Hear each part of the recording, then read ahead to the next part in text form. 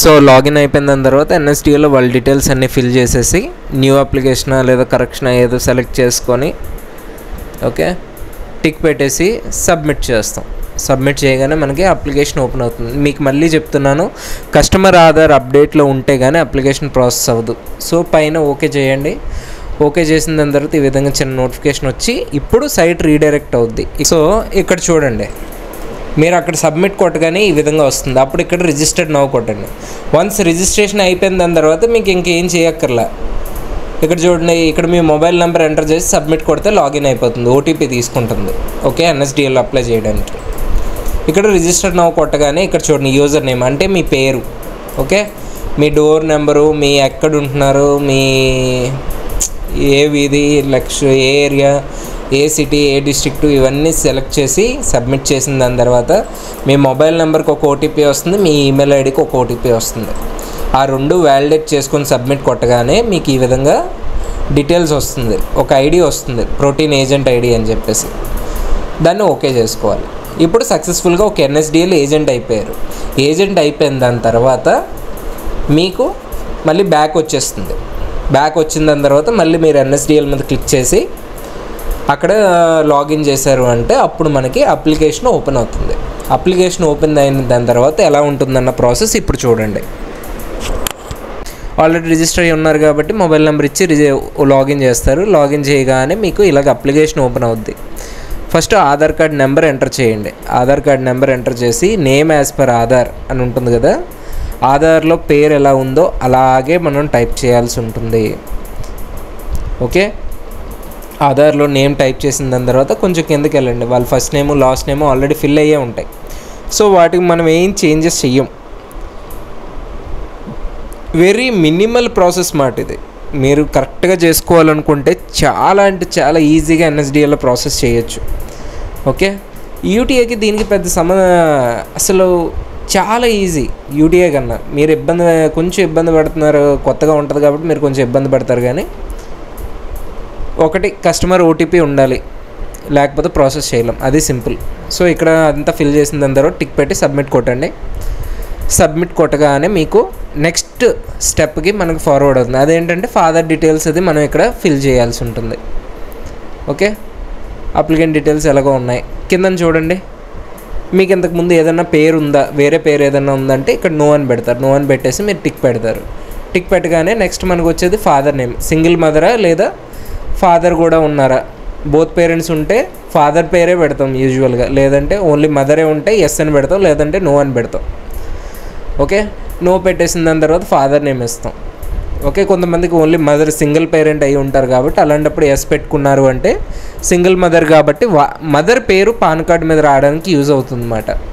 So ఇక్కడ మన father name ఇది కూడా మనకి as per Aadhaar in case పెళ్ళైన ఆడవారికి కూడా మనం ఇవ్వాల్సింది ఫాదర్ నేమే ఇస్తాం, హస్బెండ్ నేమ్ ఎక్కడా కూడా ఇవ్వం. అండ్ ఇక్కడ ఫస్ట్ నేము మిడిల్ నేమ్ అని ఉన్నాయి చూసారా, ఫస్ట్ నేము లాస్ట్ నేమ్ మాత్రమే ఫిల్ చేయడానికి ట్రై చేయండి. మిడిల్ నేమ్ అన్నది ఎంతో పెద్ద పేర్లు ఉన్న వ్యక్తికి తప్ప కానీ మీకు అది యూజ్ అవ్వదు ఓకేనా. బాగా పెద్ద పేరు ఉంటేనే మీకు ఆ మిడిల్ నేమ్ యూజ్ చేసుకోవాలి. అదర్ దెన్ దట్ లేకపోతే మీకు మిడిల్ నేమ్ అన్నది అవసరం లేదు. First name and last name enough.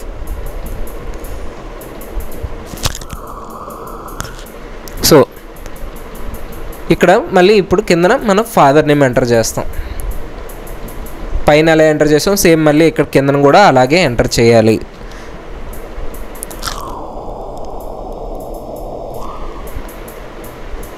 అది ఎంటర్ చేసిన దాని తర్వాత కింద మదర్ నేమ్ అని అడుగుతుంది కదా, మదర్ నేమ్ మనకి ఎలాగో ఇంక స్కిప్ చేసేయచ్చు, అది మ్యాండేటరీ ఆప్షన్ కాదు.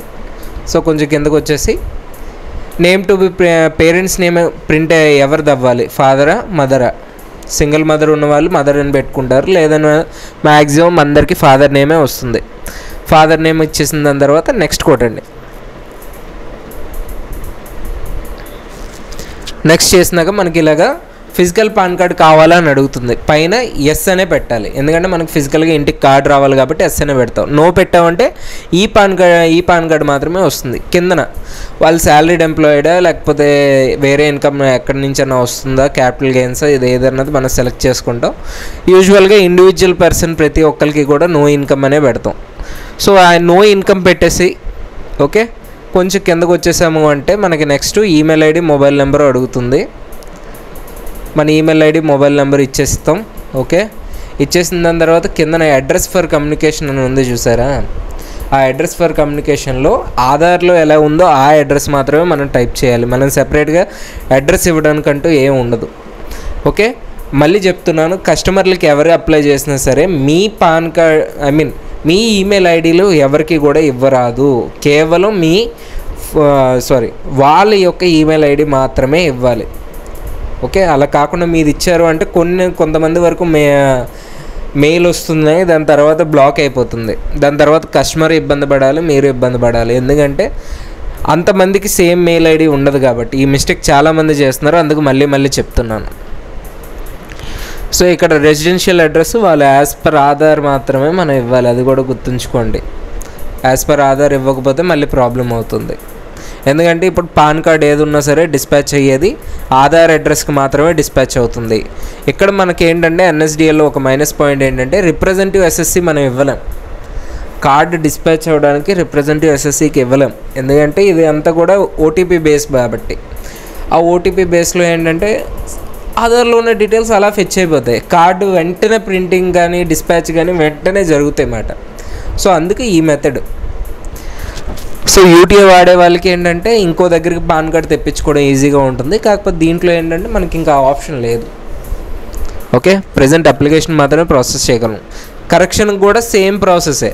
ఫస్ట్ కస్టమర్ ఆధార్ అప్డేట్లో ఉంటేనే మీరు చేయడానికి ప్రిఫరెన్స్ ఇవ్వండి, లేకపోతే చేయడానికి మీరు ప్రిఫరెన్స్ ఇవ్వద్దు. ఎందుకంటే తర్వాత అది అప్లై చేసేసిన దాని తర్వాత మళ్ళీ మీరు ఇబ్బంది పడతారు. అందుకు చెప్తున్నాను. ఓకేనా? సో అది ఫిల్ చేసేసిన దాని తర్వాత కింద నేను మామూలుగా ఇక్కడ రిప్రజెంటేటివ్ ఇస్తున్నాను. ఫర్ క్యాజువల్గానే టచ్ చేద్దామని ఈ అప్లికేషన్లో ఇచ్చానమాట. కానీ దానివల్ల ఎటువంటి బెనిఫిట్ అయితే లేదు. మీరు మ్యాక్సిమం నో పెట్టేసుకోండి. ఇన్ కేస్ ఏమైనా ప్రాబ్లం ఉండొచ్చు, కస్టమర్ ఆధార్తో ఏమైనా ప్రాబ్లం ఉండొచ్చు అనుకుంటే అప్పుడు రిప్రజెంటేటివ్ ఎస్ఎస్సి ఇవ్వండి. ఓకే, మనకు అప్పుడు డిస్పాచ్ అయ్యే అవకాశాలు ఉంటాయి, కానీ 100% అవుతాయని నేను చెప్పను. ఓకేనా? సో ఆ విధంగా రిప్రజెంటేటివ్ ఎస్ఎస్సి కూడా మనం ఫిల్ చేసేసి మనం నెక్స్ట్ ఇక్కడ సబ్మిట్ కొట్టాల్సి ఉంటుంది. సో రిప్రజెంటేటివ్ డీటెయిల్స్ కూడా నేను ఇచ్చేసాను ఇక్కడ. So next కొడుతున్నాను. నెక్స్ట్ కొట్టినప్పుడు మనకి అడిగేది ఇక్కడ ఏవో కోడ్ డీటెయిల్స్ అడుగుతుంది. ఇక్కడ కిందన మనం స్టేట్ సెలెక్ట్ చేసుకోవచ్చు. స్టేట్ సెలెక్ట్ చేసుకొని మన సిటీ సెలెక్ట్ చేసుకొని బేసిక్గా ఇక్కడ ఏవో కోడ్ రాదన్నమాట. యూటీఐలో ఆటోమేటిక్గా ఫెచ్ అవుతుంది, ఇక్కడ రాదు, అంతే తేడా. మన స్టేటు దగ్గరలో ఉన్న సిటీలు సెలెక్ట్ చేసుకోండి. కంపల్సరీ మీ ఊరే వస్తుందని నేను గ్యారంటీ ఇవ్వలేను.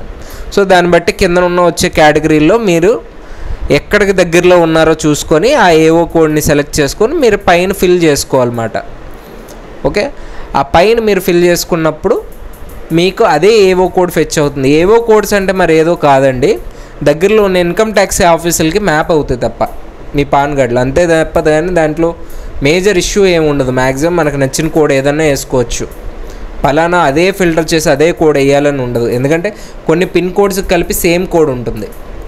సో అదంతా కూడా మీరు పెద్ద పట్టించుకోవాల్సిన విషయం కాదు. అది అయిపోయిన దాని తర్వాత నెక్స్ట్ కొట్టారంటే మనకి డాక్యుమెంట్స్ అప్లోడింగ్ అడుగుతుంది. నేను ఈ పర్టికులర్ది స్కాన్ మోడ్లో చేశాను. ఎందుకంటే కస్టమర్కి ఫోటో సిగ్నేచర్ సెపరేట్గా రావాలని చెప్పేసి అన్నారు కాబట్టి స్కాన్ బేస్ మోడ్లో చేస్తున్నా. ఓకే, ఇక్కడ అన్నిటికీ కూడా మనం మూడింటికి కూడా ఆధారే పెట్టచ్చు. ఓకే, ఎందుకంటే మనకి ఆధార్ బేస్తోనే ఓటీపీ వెరిఫై అవుతుంది కాబట్టి ఆల్టర్నేట్ డాక్యుమెంట్ పెట్టక్కర్లా. ఇక్కడ వాళ్ళు ఫోటో సిగ్నేచర్ అప్లోడ్ చేస్తాం. ఓకే, ఫోటో సిగ్నేచర్ అప్లోడ్ చేసిన దాని తర్వాత కిందన యాడ్ డాక్యుమెంట్ అనే ఇంకో ఫీచర్ ఉంటుంది. ఓకే, ఇదిగోండి ఇక్కడ ఫోటో అప్లోడ్ చేశాను కదా. నెక్స్ట్ వచ్చేసి మనం సిగ్నేచర్ అప్లోడ్ చేస్తాం.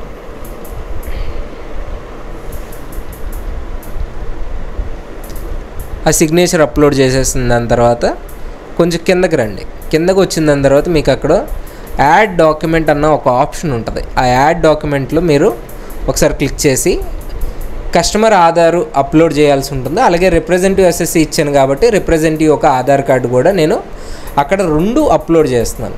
ఒక దాంట్లో ఒకటే, ఒక దాంట్లో ఒకటే, 2 కలిపి అప్లోడ్ చేసేవద్దు. ఓకేనా? సో ఆ డాక్యుమెంట్స్ మనం అప్లోడ్ చేసేసిన దాని తర్వాత మళ్ళీ నెక్స్ట్ కొట్టడమే. నెక్స్ట్ కొడితే మనకి ఏంటంటే ఇంకా ప్రివ్యూ వచ్చేస్తుంది. టోటల్ మనం స్టార్టింగ్ నుంచి ఎండ్ వరకు మనం ఏవైతే డీటెయిల్స్ అన్నీ ఫిల్ చేసామో ఆ డీటెయిల్స్ అన్నీ కూడా ఫెచ్ అయిపోతాయి. ఆ డీటెయిల్స్ ఫెచ్ అయినప్పుడు మళ్ళీ మనం ఒకసారి 1-2 సార్లు చెక్ చేసుకోండి అన్నీ కరెక్ట్గానే చేశారా లేదా. ఎందుకంటే ఇవన్నీ సబ్మిట్ అయిపోతాయి నెక్స్ట్, మళ్ళీ మనం ఎడిటింగ్ కానీ ఎటువంటి ఆప్షన్ ఉండదు. సో కింద ప్లేస్ అడుగుతారు, ప్లేస్ మీరు ఎక్కడి నుంచి అప్లోడ్ చేస్తున్నారో అదే ప్లేస్ అన్నది అక్కడ టైప్ చేస్తారు.